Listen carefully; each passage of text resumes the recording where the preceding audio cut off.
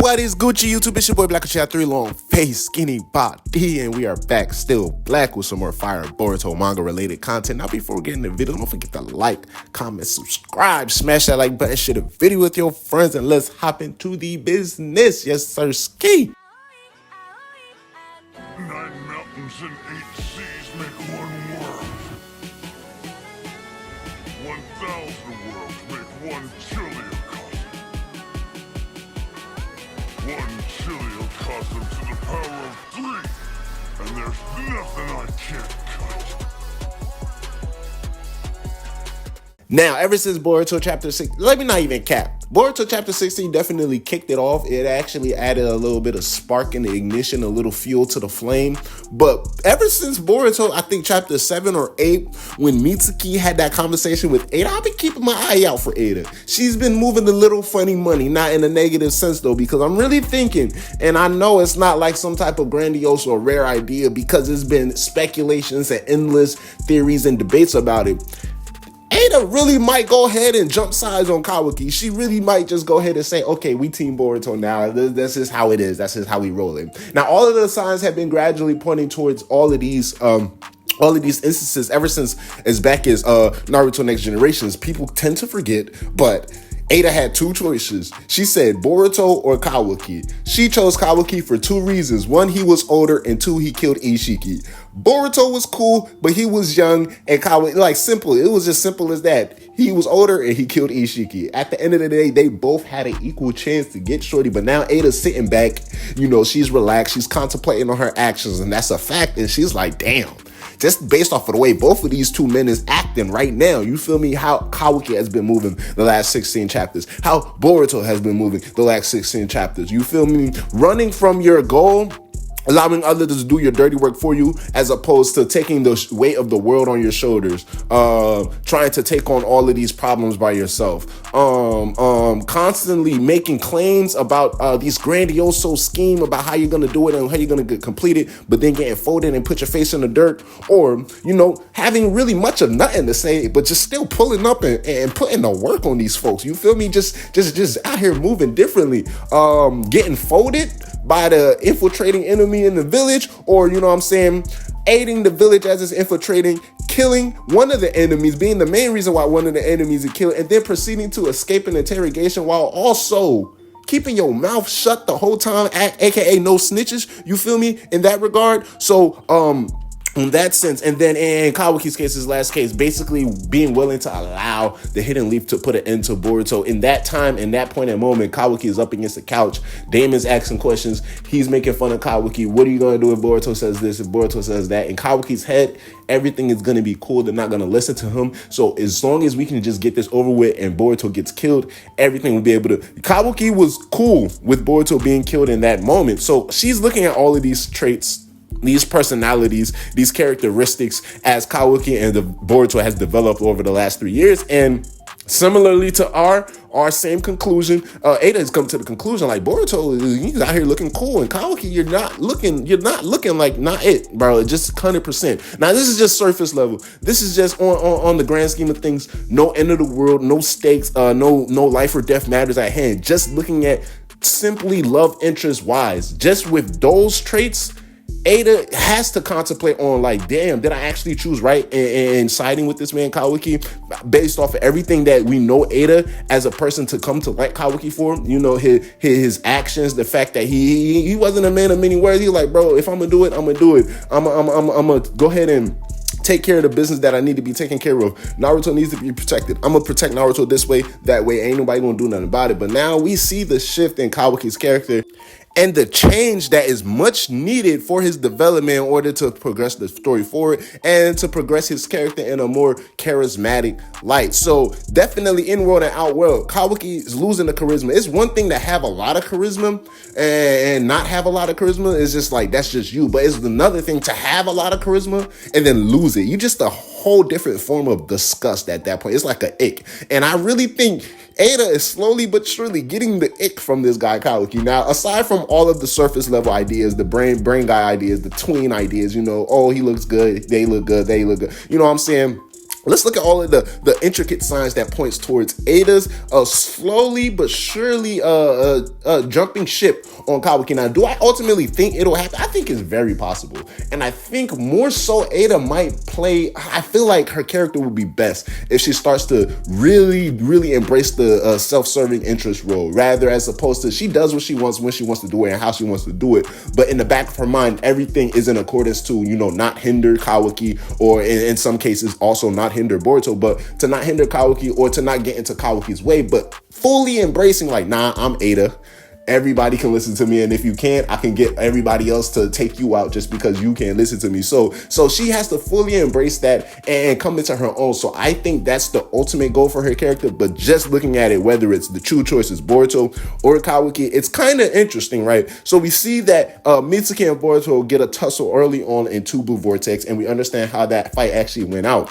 One of my most favorite moments throughout that time in the chapters was the conversation that Mitsuki actually had with Eida. They actually had a heart-to-heart, a real deep conversation, and it allowed Eida to not only contemplate on her feelings and her actions, right, in her life, but just also how she believes she moves the way she does, whether it be for Kawaki's sake, whether it be for Boruto's sake, or whether it be for her own sake. I believe that conversation with Mitsuki helped her, to get a little bit deeper into her true inner feelings. And I also believe that change or that slight conversation and the contemplation on Boruto's actions and his whereabouts in that regard also led into the fact of why Eida was actually so willing and not reluctant to team up with Kashin Koji, because we understand that she saw the past, she saw the conversation, she understood, she became a singularity of fate. However, Kashin Koji's frog was right there waiting for Eida to view that conversation. So I believe all of these things are slowly playing in the midst, because we understand in part one,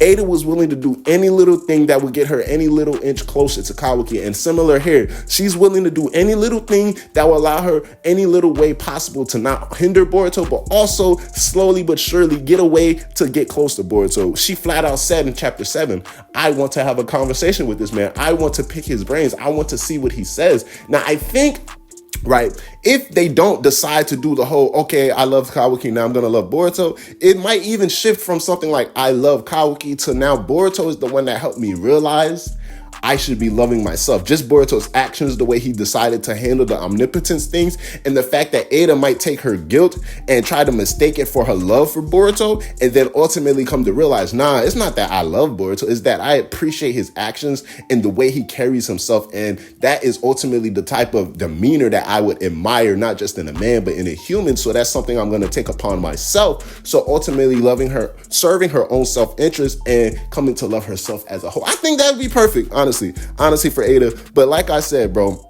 everything is pointing towards a sign at the end of the day, whether it's for her, whether it's for Boruto. She's about to leave this man Kawaki, and we already understand Kawaki is on a hot seat. He's right there with Amato. They have their whole little mini story arc to continue to go down. So Eida is going to be left in a position where things are just flaring up and nobody's paying attention to her, or at least the figures that she really wants to, pay attention to her. I believe that first confrontation or conversation between her and Boruto will allow her to put her eyes in a even much more broader light, right? So a lot of these things that are going on around her are for some reason dating her back and attaching her memories to Boruto. When she talks to Mitsuki, right, and Mitsuki's saying all of these things like, oh, you don't even know why you like Kawaki, you don't even know why you do the things that you do. She's out here ending the conversation on the thought like, maybe I should really just talk to Boruto, right? And if it's not that's not an in-your-face sign, right? Even moving further along, when Kashin Koji just says, okay, continue to follow your heart, Shikamaru, I'm proud of you, you did the right thing, I ain't gonna tell you what to do,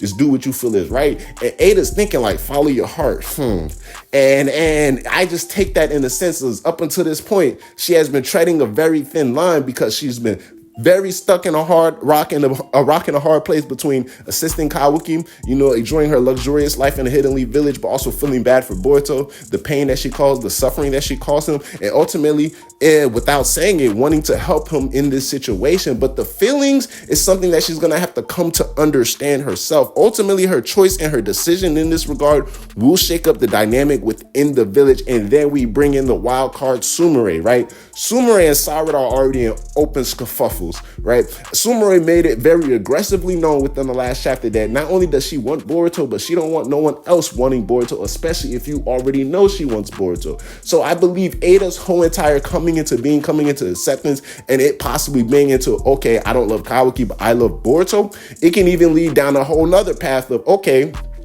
it shouldn't be a problem for y'all too that I love Boruto, even if y'all claim y'all like Boruto, because y'all should be in love with me. And then it blows up into whole, oh snap, Sakura and Sumire were never under my spell in the first place. So that can be a whole type of dynamic to destroy that three-way best friendship that they have going on. Not just Boruto being a catalyst for the destruction of that friendship, but the fact that Sakura and Sumire spent the last 3.5 years keeping a secret from Eida, with Eida having a quite suspicion, but not necessarily enough evidence to put it out there in the open, right? But definitely, Eida's just switching sides to Boruto would open up the doors for all of these different possibilities. Not just her switching sides and leaving Kawaki in the dust, and Kawaki being put in a rock and a hard place, and the whole entire omnipotence lie being put in a hot seat, right? But definitely Eida being put in a position where her character, her personality, her emotions are riled up. And we know the last time Eida's emotions got riled up and she was next to an Otsutsuki's whose emotions was riled up, omnipotence was casted. So we still have to understand there's a way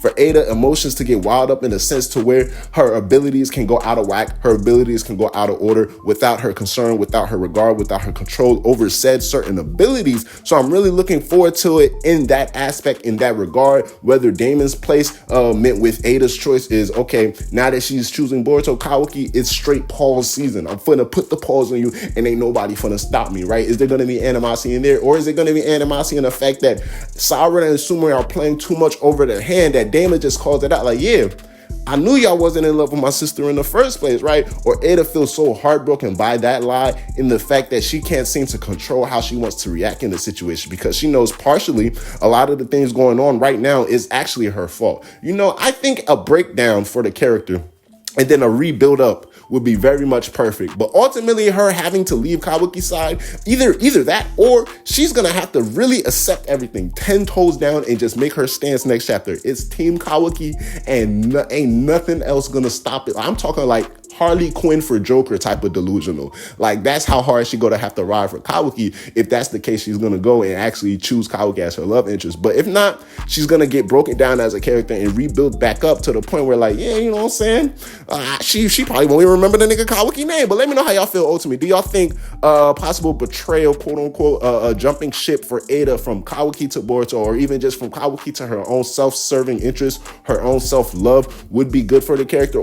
Or is that even possible at all moving forward in the story? Do you see Eida's moves being accounted for in that regard, in terms of just simply moving from Kawaki, or accepting her feelings, or coming to a realization some point in the near future that she doesn't necessarily feel the same way that she thought she did about Kawaki, as opposed to now how she thinks she feels about Boruto, or how she ultimately thinks she feels overall in the grand scheme of things? I'm really looking forward to more information, especially with the three-way between Eida, Sumire, and Sakura. So let me know how y'all feel. It's your boy Black Uchiha. Holla at your boy. I'm gonna holla at y'all. Black Uchiha. Yes, sir. Ski.